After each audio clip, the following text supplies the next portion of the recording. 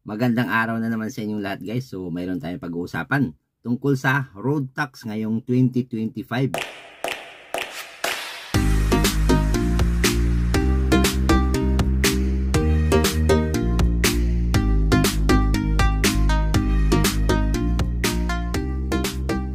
So nagtaasan yung mga bilihin ngayon dahil sa inflation, and then yung mga tulad ng bigas, mga bilihin dito sa Japan tulad ng bigas, and then yung mga iba pang mga binabayaran ay malamang nagtaasan na rin. And then itong road tax, titingnan natin kung tumaas ba, kung magkano na yung road tax natin ngayon. So ito na yung road tax, dumating na. So nung isang linggo pa pala to, natabunan lang dun sa mailbox namin. So bubuksan na natin to kung magkano ba yung babayaran namin ngayong taon para sa road tax o yung automobile tax dito sa Japan. So dalawa yung sasakyan namin, kaya dalawa yung dumating na road tax.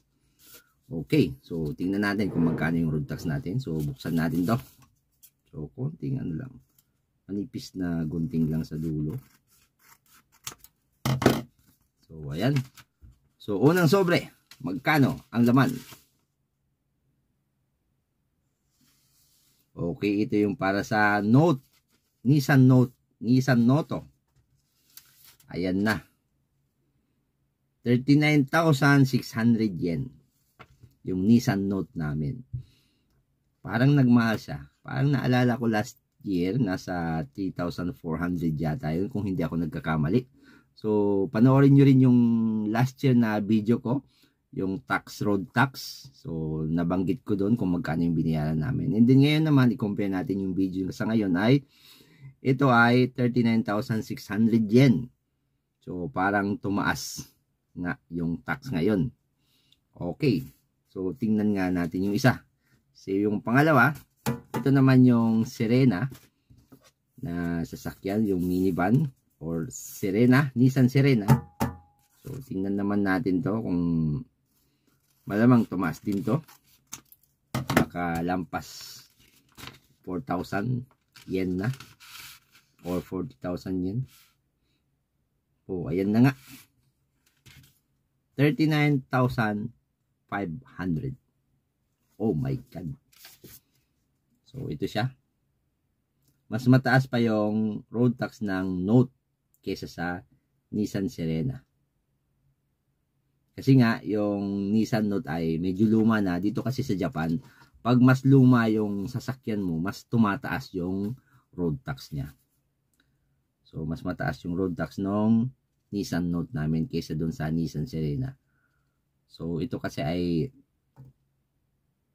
ilang years na ba yun? Lampas 13 years na ba yung model ng ano namin, ng Note. So 2011 model yata yung Note na nabili namin.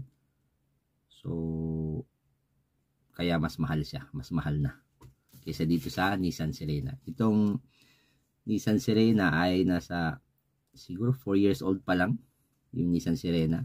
And then ito namang Nissan Note, mahal na kasi nasa siguro mga 13 years old na yata yung sasakyan na yon. So binili namin din yun, ano, second hand lang naman kasi yun. Kaya luma na siya.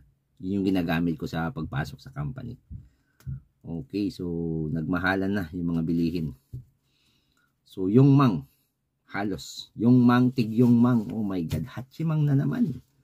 So ang daming bayarin nung nakaraang buwan. So nagpalit kami ng gulong, hachimang din yun, yung gulong ng Nissan Serena namin, yung 4 na gulong, nagpalit kami, 8 lapad din, hachimang. And then ngayon na naman, bawat isang sasakyan yung mang. So ayan, so 8 lapad na naman siya dun sa dalawang sasakyan. 8 lapad yung road tax namin. So ngayong 2025, 8 lapad yung road tax para sa dalawang sasakyan.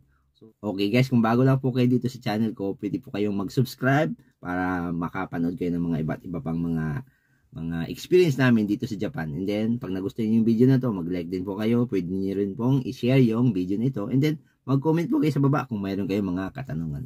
Okay guys, hanggang sa muli. Thank you for watching. Bye-bye!